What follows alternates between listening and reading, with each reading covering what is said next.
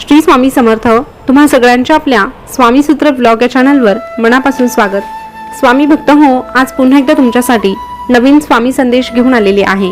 आजचा स्वामी संदेश शेवटपर्यंत आवर्जून ऐका आणि आपल्याला संदेश ऐकायचा आहे, परंतु तत्पूर्वी एक सांगावंसं वाटतं की सगळीकडे अखंड नाम जप यज्ञ सप्ताह सुरू आहे आणि या अखंड नाम जप यज्ञ सप्ताहामध्ये तुम्ही सहभागी झालेले असाल तर खूप चांगली गोष्ट आहे।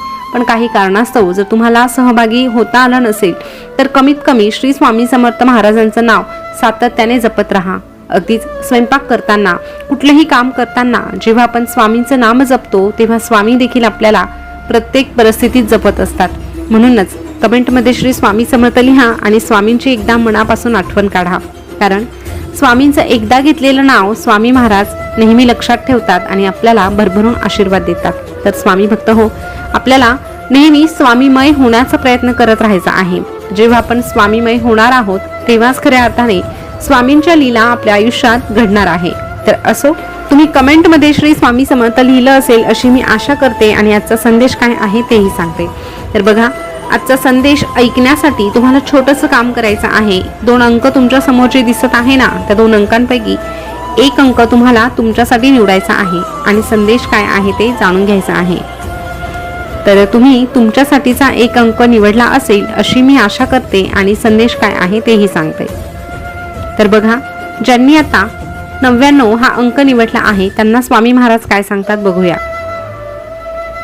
स्वामी अशा प्रत्येक भक्ताला सांगतात, अरे संघर्षातून अस्तित्व निर्माण झालं की आयुष्य जगण्यात एक वेगळाच रुबाब येतो आणि तो रुबाब कुठेही विकत घेता येत नाही आणि दाखवता देखील येत नाही। तो फक्त व्यक्तिमत्वातूनच सिद्ध होत असतो। तुझ्या आयुष्यातील अनेक समस्यांची 2च प्रमुख कारणं असतात। कधी कधी तू विचार न करता कृती करतो, तर कधी कधी तू फक्त विचार करत बसतो आणि कृती मात्र करतच नाही। योग्य निर्णय घेण्याची क्षमता तुला गुरुच्या सानिध्यातून प्राप्त होते, म्हणून गुरुचा आधार घे, गुरुचं बोट धर। जर तुझ्या इच्छा वाढवण्याऐवजी तू जर तुझ्या क्षमता विकसित केल्या तर तुझ्या आयुष्याच्या भवसागरातून तू तरुण जाशील आणि यशस्वी देखील होशील। म्हणून तू आमचं बोट धर। जेव्हा तू आमचं बोट धरून चालायला शिकतो तेव्हा तुझे निर्णय चुकू शकत नाही आणि चांगलं काय आहे, वाईट काय आहे हे तुला आपोआप कळू लागतं। आणि एकदा की तू चांगल्या मार्गावर चालू लागला किंवा तू योग्य निर्णय घेऊ लागला की मग तुझं भविष्य उज्ज्वल होण्यापासून कोणीही रोखू शकत नाही। म्हणून तू आमच्या मार्गात ये, अध्यात्माचा मार्ग निवड। अध्यात्म तुला जीवन कसं जगायचं हे शिकवत असतं, प्रत्येक परिस्थितीला सामोरं कसं जायचं हे देखील तुला अध्यात्म शिकवत असतं। म्हणून अध्यात्माच्या मार्गावर तू चालत राहा।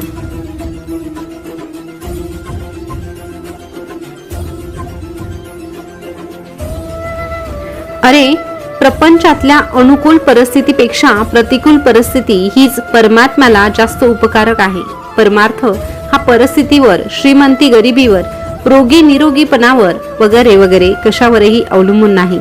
मनाची स्वस्थता, स्थिरता, अंतःकरणाची शुद्धता, आचरणाची पवित्रता यावर खऱ्या अर्थाने परमार्थ अवलंबून असतो। तुझ्या मनावर नियंत्रण ठेव। तुझ्या मनावर तुझं पूर्ण नियंत्रण असायला हवं। तुझ्या मनावर नियंत्रण नसेल तर तुझं मन तुला शत्रूप्रमाणे वागवतो आणि तुझ्याकडून तुझ्या हिताच्या गोष्टी करून घेण्याऐवजी नुकसानच करायला तुला हे मन भाग पाडतं। म्हणून तुझ्या मनाचा तू दास न बनता तूच तुझ्या मनाला तुझा दास बनव। तू स्वतःला जितकं सुखी समजशील तितकाच स्वतःला सुखात ठेवशील।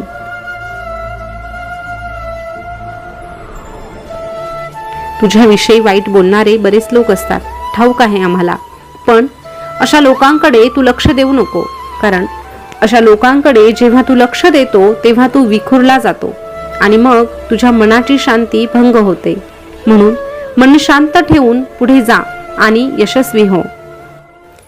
जेव्हा तू लोकांच्या बोलण्याचा विचार करत नाही, तू फक्त जेव्हा आमच्या नामात रममाण होतो तेव्हाच खऱ्या अर्थाने तुझे मार्ग खुले होतात आणि तुझ्या प्रत्येक टप्प्यावर तुला तुझ्या या स्वामी माऊलीची साथ भेटते।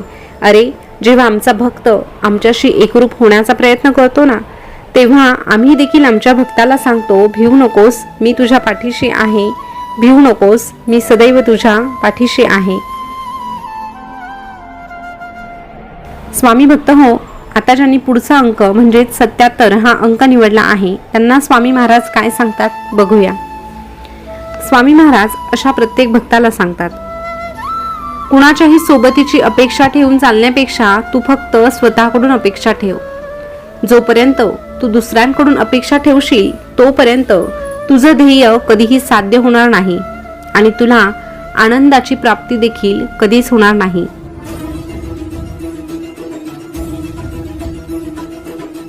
म्हणून तू आमच्यावर विश्वास ठेवून, स्वतःच्या कर्मांवर विश्वास ठेवून लक्ष्याच्या ध्येयाच्या दिशेने वाटचाल कर.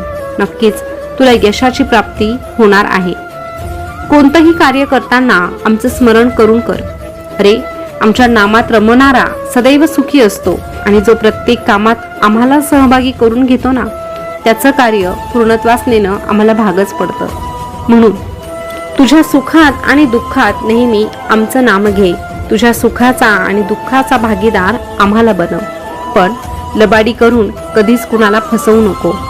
अरे, लबाडी करणं म्हणजे ती एक आखूड चादर असते जी तोंडावर ओढली तर पाय उघडे पडतात आणि पायावर ओढली तर तोंड उघडं पडतं. म्हणून कधीही कुणाशीही लबाडी करू नको. प्रत्येकाशी प्रामाणिक राहण्याचा प्रयत्न कर. तुझा प्रामाणिकपणा या जगाला जरी दिसत नसला ना, तरीही तुझ्यातला प्रामाणिकपणा तुझा हा भगवंत सदैव बघत असतो.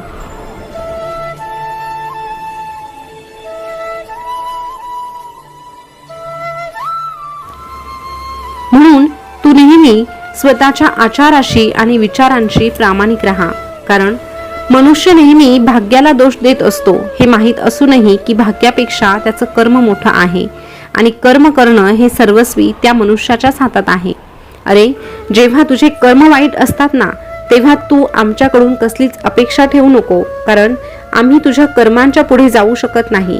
तुझे कर्म वाईट असतील तर तुला त्याचं फळ भोगावंच लागेल. मग तू आमची कितीही सेवा कर, पण एकीकडे तू आमची सेवा करून दुसरीकडे कुणाचं मन दुखवत असशील, कुणाला जाणून बुजून त्रास देत असशील, कुणाचा छळ करत असशील तर ते आम्हाला मान्य नाही. अरे, पूर्वजन्मीचे जे तुझे वाईट कर्म आहे ते आमच्या सेवेने नक्कीच कमी होऊ शकतात, पण या जन्मात, या वर्तमान काळात जर तू जाणून बुजून त्रास देत असशील कुणाला किंवा जाणून बुजून वाईट कर्म करत असशील तर त्यातून तुझी सुटका नाही. जाणून बुजून केलेल्या चुकांना कधीही माफी मिळत नाही.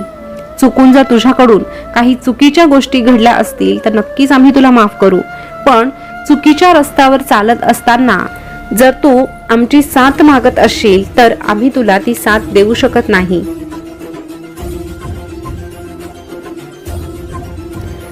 तू चुकीच्या रस्त्यावर चालू नको.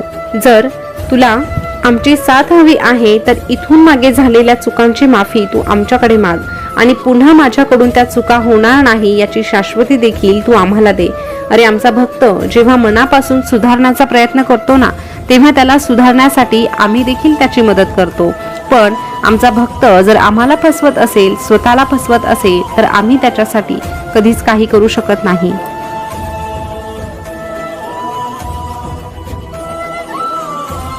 म्हणून सदैव कर्म चांगली करत राहा, प्रामाणिकपणे कष्ट करत राहा आणि आमचं चिंतन करत राहा.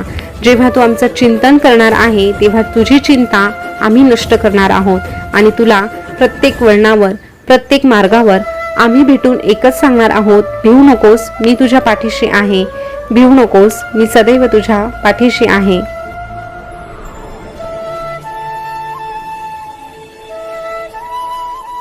स्वामी भक्त हो, आजचा संदेश तुम्ही ऐकला असेल तर आजचा संदेश तुम्हाला कसा वाटला हे कमेंट करून नक्की कळवा. तुम्ही कोणता अंक निवडला होता हे देखील सांगा.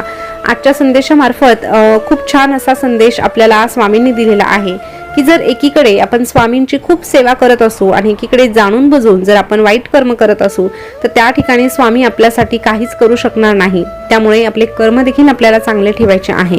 भूतकाळ आपण बदलू शकत नाही, पण वर्तमान आणि भविष्य नक्कीच आपल्या हातात आहे. तर स्वामी भक्त हो, स्वामींचं नाम घ्या, कष्ट करा आणि कर्म चांगले ठेवा. नक्कीच स्वामींची साथ सदैव लाभल्याशिवाय राहणार नाही. तर आजचा संदेश कसा वाटला कमेंट करून नक्की कळवा.